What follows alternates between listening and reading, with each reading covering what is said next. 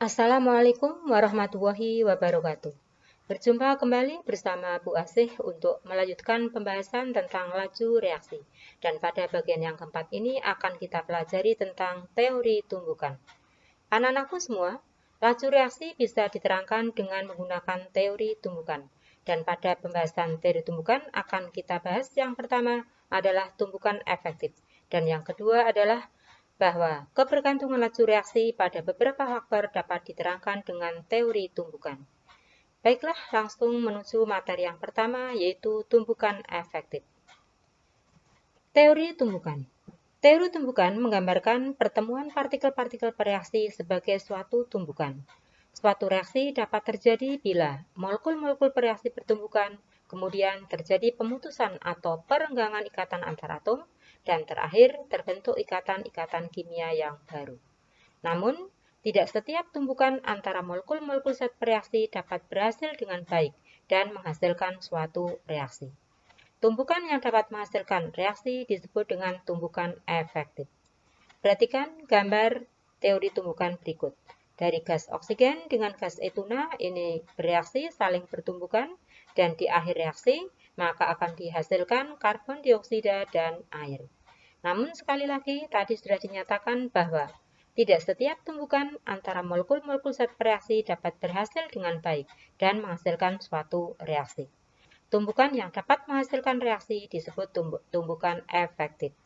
Nah, ada dua faktor yang mempengaruhi tumbukan efektif, yaitu yang pertama, orientasi atau arah partikel yang bertumbukan, dan yang kedua adalah energi kinetik partikel yang bereaksi.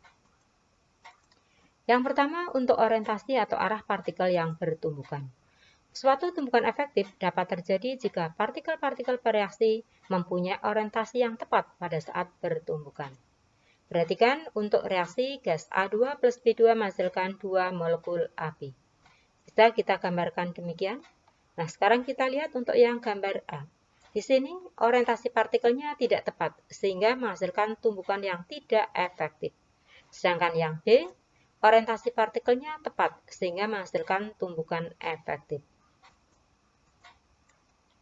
Yang kedua, energi kinetik partikel. Sebelum tumbukan terjadi, partikel-partikel memerlukan energi minimum yang dikenal sebagai energi pengaktifan atau energi aktivasi, dilambangkan dengan EA. Ketika reaksi sedang berlangsung, akan terbentuk zat kompleks teraktivasi yang berada pada puncak energi atau kondisi transisi. Jika reaksi berhasil, maka zat kompleks teraktivasi akan terurai menjadi zat hasil reaksi. Namun, meskipun energi selalu diperlukan untuk mencapai kondisi transisi, reaksi dapat bersifat eksoterm atau endoterm, tergantung dari selisih energi yang diperlukan untuk mencapai kondisi transisi dan energi yang dilepas sewaktu produksi terbentuk. Selisih energi ini adalah perubahan entalpi atau delta H. Jika energi yang diperlukan lebih besar dari energi yang dilepas, maka reaksi bersifat endoterm. Sedangkan energi yang diperlukan lebih kecil dari energi yang dilepas, maka reaksi bersifat eksoterm. Berikut adalah hubungan antara energi pengaktifan dengan energi yang dilepas atau diserap. Perhatikan untuk kurva ini, energi yang diperlukan lebih besar daripada energi yang dilepas. Maka reaksinya adalah endoterm. Sedangkan apabila energi yang diperlukan ini lebih kecil daripada energi yang dilepas, maka reaksinya adalah eksoterm. 2. Kebergantungan laju reaksi pada beberapa faktor dapat diterangkan dengan teori tumbukan. Untuk faktor yang pertama yaitu luas permukaan sentuhan. Pengaruh luas permukaan sentuh berkaitan dengan mudah tidaknya partikel-partikel bereaksi untuk bertemu. Jika reaksi berfasa padat dipecah menjadi bagian yang lebih kecil, maka jumlah dan luas permukaan bereaksi makin bertambah, sehingga jumlah partikel pada permukaan bereaksi yang dapat bertumbukan atau bereaksi juga semakin bertambah. Dan apabila luas permukaan sentuh bertambah, maka partikel-partikel lebih mudah bertemu, sehingga jumlah tumbukan efektif akan meningkat. Hal ini berarti terjadi peningkatan laju reaksi. Kita lihat gambarnya, ini luas permukaan sentuhnya kecil, ini luas permukaan sentuhnya besar. 2. Konsentrasi. Pengaruh konsentrasi bereaksi berkaitan dengan jumlah partikel yang terlibat dalam tumbukan.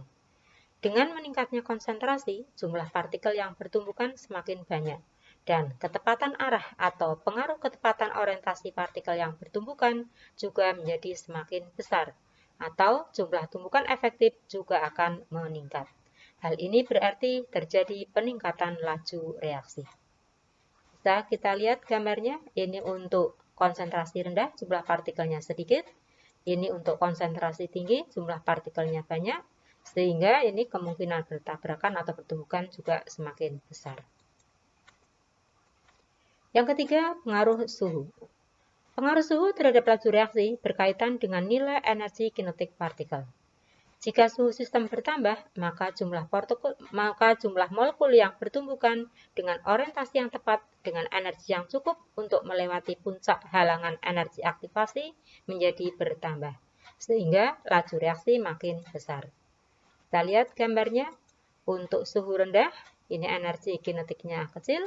Untuk suhu tinggi, energi kinetiknya meningkat, sehingga untuk bertabrakan atau bertumbukan lebih cepat, ya, peluangnya lebih banyak. Ada 3 faktor penyebab di mana kenaikan suhu mempengaruhi peningkatan kecepatan reaksi. Yaitu yang pertama, bahwa kenaikan suhu menyebabkan kecepatan rata-rata molekul bertambah, sehingga jumlah tumbukan per satuan waktu bertambah. 2. Kenaikan suhu menyebabkan energi kinetik rata-rata molekul bertambah, sehingga tumbukan rata-rata menjadi lebih keras. Dan yang ketiga, kenaikan suhu menyebabkan persentase molekul yang memiliki energi yang sama atau lebih besar daripada energi aktivasi meningkat, sehingga persentase molekul yang dapat membentuk kompleks teraktivasi lebih banyak.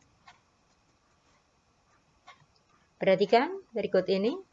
Kita lihat di sini, jika suhu dinaikkan dari T1 ke T2, maka kurva distribusi ini bergeser ke kanan. Nah, jika energi aktivasi ini tidak berubah, misalnya untuk perubahan suhu yang tidak terlalu besar, maka makin banyak partikel yang memiliki energi kinetik. Jadi, EA-nya lebih besar daripada EA. Nah, total tumbukan dari partikel-partikel dengan energi kinetik, di mana EK lebih besar daripada EA, ini ditunjukkan oleh daerah yang diarsir untuk kurva T2 ini.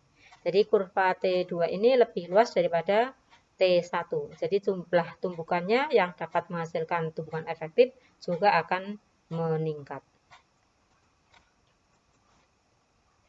Yang terakhir adalah pengaruh katalis.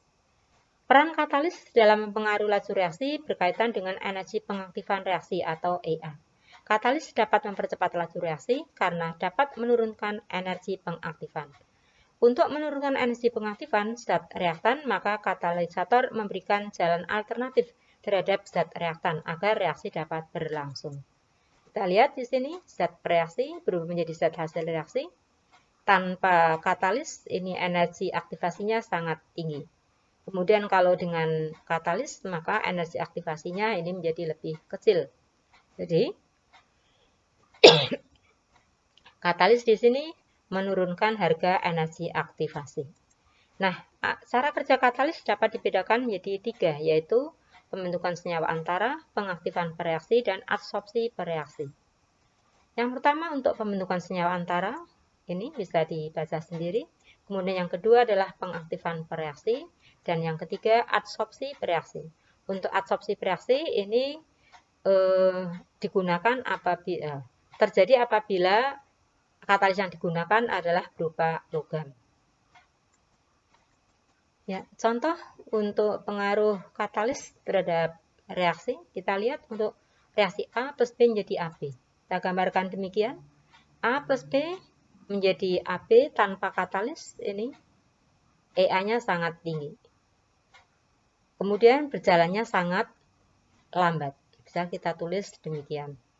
Kemudian kalau A plus B dengan katalis C misalnya, sini, maka akan terbentuk AC terlebih dahulu.